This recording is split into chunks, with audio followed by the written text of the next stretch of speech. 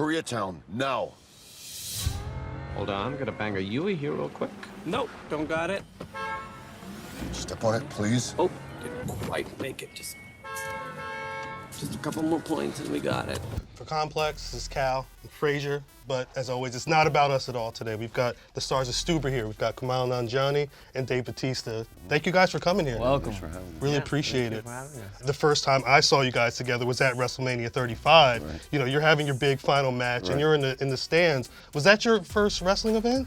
Yeah, I'd never been to a wrestling event before. Dave just was like, hey, do you wanna come see me have my final match at Wrestlemania? And I said, yes, of course. Honor. When we were filming Stuber, I'd been talking about it a lot. So this is like well before it had came about, and we actually made the deal, and it was confirmed that was going to happen. But I'd just been kind of obsessing over it because it was my last opportunity to do it. So when it did all happen, contract signed, everything, I hit him up, said, hey man, it's going to happen. You want to go? Now, was that part of the bonding process for the chemistry? I think there was a lot. Pretty much, yeah. I mean, by the time we went to WrestleMania, we were pretty bonded. Okay. Yeah, but before that, you know. But no, he would talk about while we were shooting. He was like, I want to end my career the right way.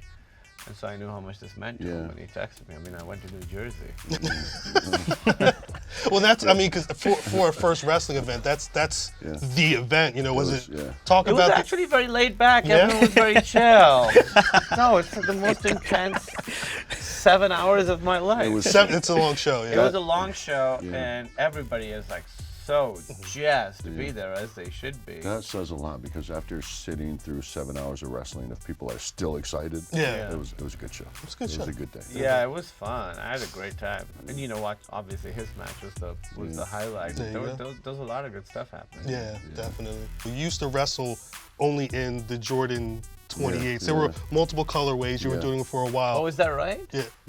wow. There's a piece up on Soul Collector My that last match I wrestled in LeBron's. Are you a sneaker guy, or what was the? Because I know you used to wrestle in boots. You know, was there a? I just, the boots were they were big and clunky, and you had to order them, and they took a few months, and so I had stumbled across these Jordans that looked really cool, and I thought, how can I wrestle in these? So I strapped up some pads with them, and I was just kind of loved them. Yeah, I don't know if you're gonna remember this. It's literally just because I loved one of your runs as heel. I think it might have been the Last Man Standing match you had with Cena. There was a little kid on the outside of the ring who yelled, "I hate you, Batista!" Right. And you looked right over. You were like, "I hate you too." I'm assuming like. How old was this kid? The kid sounded young. 7. Really? No, I'm just kidding.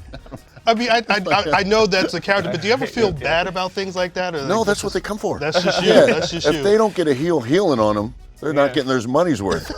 Yeah. I had a buddy who worked in like baggage in San Francisco airport, and he hated The Rock, like hated him. And I asked him why, and he said because he come through one time, and I was trying to help him with his bags, and he just started healing on me. And I was like, are you kidding me? That's what he's doing. How lucky are you? Yeah, like that's the greatest thing ever. Wait, man. The Rock was a heel? At a time. Oh, I didn't know that. Yeah, Can't even fathom that now, right? He was a great. Even when he was a babyface, he was still a heel. I mean, he was just ragging on you. What was it about Stuber that attracted both of you? I mean, it definitely felt like a throwback, not just in terms of like a throwback, like an 80s type action film, but just like, the buddy cop situation. Yeah. I was really a big fan of Dave's, and I'd never met him, and I really wanted to work together. I thought this was a interesting duo that it could work together, and I never thought I'd be able to do like an action movie, so I was excited for that reason as well. Yeah, for me it was just initially I was told that Kumail was interested. The director I thought was very interesting. I wasn't too familiar with him. I'd seen his film Goon, but then I looked back a little bit more and thought that he was really a great guy. And then then I got the script and read the script and just found myself laughing out loud. Yeah. Then I made a couple calls. We have a very close mutual friend. Calling him up, said, "What's Kumail like?" He says, Is he cool? Like, great dude. And he said, I was like, all right, so we set up a chemistry test. Yeah.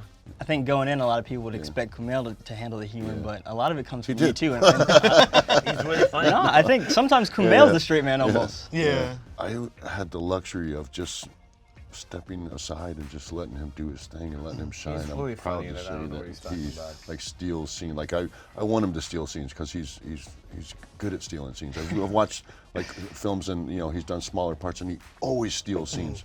So I'm happy to I'm happy to see him do that because it just makes for a better film. Just like I was always happy to be in the heel as long as we had a good match.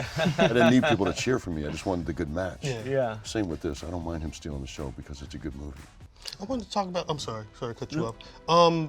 You talked about the script, laughing out loud at the script, but I was wondering, was there a lot of ad-libbing or like punch-ins that you guys were doing joke-wise? Because it seemed like there were some moments or some references that just felt like they were coming off the cuff. Yeah, we improvised a lot, and we would try different versions of jokes. So we did the scripted version, then we had a bunch of alts that we had pre-written. We would try those, and we would try improv. So we really tried to sort of keep it fresh and loose as much as the director Michael Dowse really encouraged that. I think we could literally make 2 more films with all the extra footage we have, the different improvs, different alternate lines, versions and stuff. Different endings. We have 2 different endings. Really? Yeah. I definitely finishing the film, I was kind of like, I could see this happening again sometime. It felt like you built something that could go on at least for Stuber Well, tell all cinematic your, universe. tell all your friends to go see it. Go see Stuber. We want Stuber 2. I think every sequel Tuber. depends on how the first one does. Of course. But yeah, hopefully this will continue because I had a blast. Yeah, it was so And I fun. love working with this dude. I think it's not like going to work, man. It's just going to hang out and create and be with your boy. Yeah, it was a blast. I'd love to work with Dave again. What are some of your favorite buddy comedies of the past that you kind of drew from going into this? Yeah, we both have, I think, particular ones that we do. Yeah, I thought Midnight Run was really good. I love Classic. Midnight Run. Lethal Weapon, obviously, is really good. You watched 48 Hours? I watched right? 48 Hours for a particular reason. That was really to kind of pick up stuff, certain things about him that Michael really liked. He liked that he was kind of bullish and he was just surly and salty. He didn't really like anybody. He was just really obsessed with his job and he was just a disrespectful, awful human being. Yeah, he's very racist in that movie. Yeah. For the hero. That Dave. movie does not hold up. It doesn't hold up at If you all. watch it now, you'd be like, this is supposed to be the good guy? Yeah, He says some stuff that you're like, I watched it. I never remembered it being like that, but I watched it again to pick up on his character. And I'm like, wow. yeah. No, Wow. It's crazy, the That's- stuff that... Now you have me wondering what other movies like when you go back to will be like. Yeah. All of It's- them. It's Almost all movies. Watch 80s comedy films with today's vision. It's going to be a problem for you. wild. yeah. Yeah. There's going to be red lights going Yeah, on. Log Duck Dong. In, Exactly. That's So not there's a good. lot of problematic stuff out there. Problematic filter on it. 16, yeah, it's going to be 3 minutes long now. Yeah. You're talking about diversity and also kind of the shrinking of the mid-sized movie. Yeah, I feel like Hollywood's realizing that diversity is actually good for box office. We've had movies recently starring, non-white people, and they've done well. So now, Hollywood likes to copy success. So it's like, oh, Crazy Rich Asians was successful, so we should do this. Black Panther was successful, so this is something we can do. Aladdin is all like brown people in the cast, and that's huge. So it's good. Hopefully, it also means that minority leading movies can flop, and it doesn't mean that they'll stop making them. Right. It's not like if a movie with a white dude doesn't work, they're not like, well, now we're done. No more white people in movies. But with us, it's always like that. It's always like, I guess people didn't want to see that. Yeah, going back to square one. What was some of the hardest stuff that you had to do action-wise in Stuber? There's one scene at the end where the car's upside down. We crawl out of the car and then we run across the block.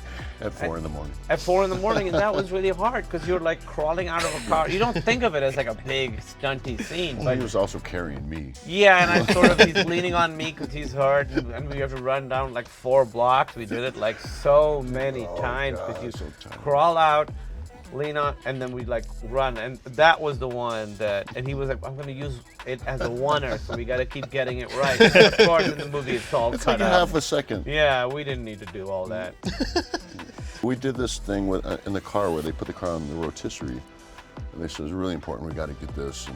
And before we, did it, they gave us the, well, don't stick your arm out or you'll lose it. And we're literally in a car that's on a rotisserie. We're physically going around. We're like, can't you just turn the camera around? They're like, no, we go around, yeah. And they used that scene, they like maybe 2 seconds of that. It's Oh, wow. not. It was a great 2 seconds. Barely. Great 2 seconds. Because we were like, you're not going to use this. And he was like, I'm going to use it. So I think he put it in just to say that he used it. It could have been done, Right. like, just with the camera turning Yeah. around. And what was it like working with Aiko? It was amazing. Yeah. That dude's like different level, like his athleticism. We had to get him to slow down a bit, and also we had to, because he'd come to set, we didn't get together and rehearse, we didn't choreograph these fights. He had choreographed them, I think, while he was still in Indonesia. We came and he had videos of them, like what he wanted me to do, and I was like, nah, I don't think so, dude. But he was like that with everything. We were like, you sure you got this? Because it looked like he wasn't even paying attention. That's what I mean. He's at a different level with this. So it was really like a great thing to be able to watch him work and learn from him. What's up next for you guys? He just did Dune. He just finished up, I right? wrapped on Dune Friday. I flew, Oh, wow, I flew okay. home Friday. Here I am, jet lagged. But that's pretty amazing. And we're under this like a massive NDA where we can barely say anything. But I can tell you this, it takes a fan to direct a film like this. He's going to stay true to the novel, and I think he's going to bring these characters to life the way the fans would want them to be brought to life. I just finished a movie with Issa Rae that'll come out next year called Lovebird. And then my wife and I, Emily and I, produced a show for Apple TV Plus that's going to come out at the end of the year called Little America. And it's an anthology series based on real stories of immigrants who've come to America. So Wow, that's great. We can't wait to see that. But again, Stuber in theaters this Friday, July 12th. Kumail, Dave, thank you for coming through. Thank you. Really appreciate it. For Frazier, I'm Khal. This is Complex. Peace.